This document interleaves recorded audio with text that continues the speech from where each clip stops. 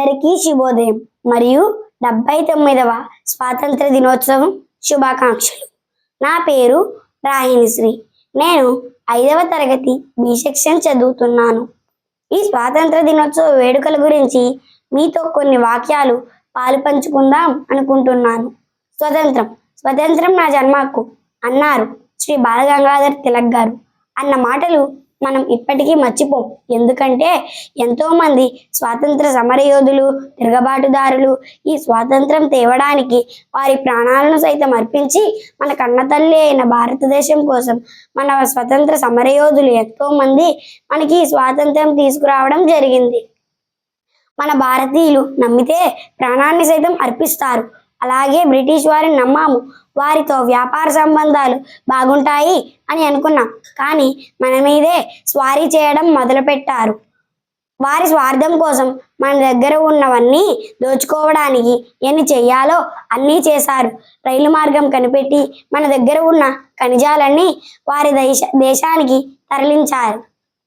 మన దేశం నుండి తీసుకువెళ్ళిన ఖనిజాలన్నీ వారి దేశంలో పెద్ద పెద్ద పరిశ్రమలు స్థాపించి అక్కడ తయారైన వస్తువులను ఇక్కడికి తీసుకువచ్చి వారి వ్యాపారాన్ని అభివృద్ధి చేసుకునేవారు.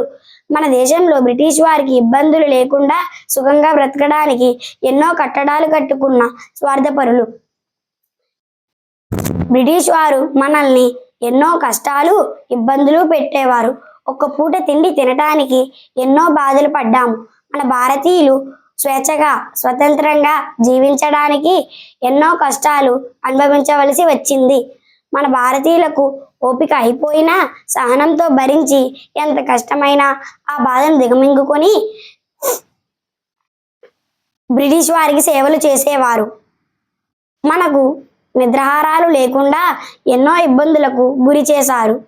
అయినప్పటికీ 200 సంవత్సరాలు బ్రిటిష్ వారు పరిపాలించిన ఎక్కడా భారతీయులకు భయం అనే పదం వాళ్ళ మనసులోకి రానివ్వలేదు.